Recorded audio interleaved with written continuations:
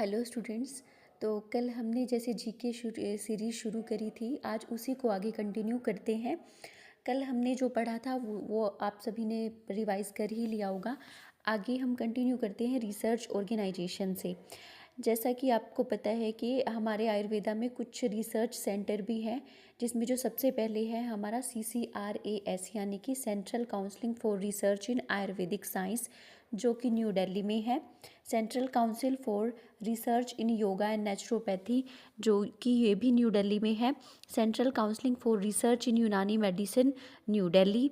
Central council for research in Siddha, Chennai. Central council for research in homeopathy, new Delhi. तो इन सभी में हमारे जो लगभग सारे रिसर्च सेंटर हैं वो सभी न्यू दिल्ली में ही पड़ते हैं। बस हमने जो डिफरेंट है इनमें जो याद रखना है वो है सिद्धा का, जो कि चेन्नई में है। आगे हमारे पास एक दो जो फार्मास्यूटिकल कंपनी है जो आयुर्वेदा के अंडर वर्क करती हैं, उनको पढ़ लेते हैं।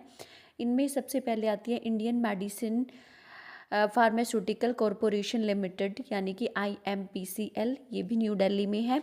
नेक्स्ट हमारी नेशनल मेडिसिनल प्लांट बोर्ड, ये एक सब ऑर्डिनेट ऑफिसर्स है जो कि न्यू दिल्ली में है, और इसका जो एस्टेब्लिशमेंट ईयर है ये एग्ज़ाम में पूछा जाता है।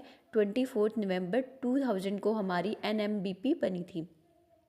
दूसरी हमारे पास क्या है, pharmacopoeia commission of Indian medicine and homeopathy, PCIMNH, जो कि गाज़ियाबाद में है। अब हमारे पास कुछ समय पहले ही कुछ सैटेलाइट सेंटर बनाए गए।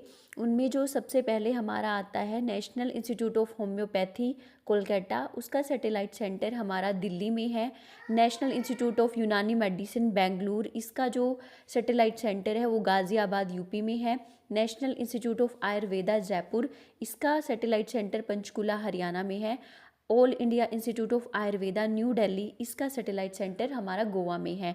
प्रीवियस ईयर क्वेश्चन पेपर में जयपुर का सैटेलाइट सेंटर पूछा गया था, जो कि हमारा पंचकुला हरियाणा में है।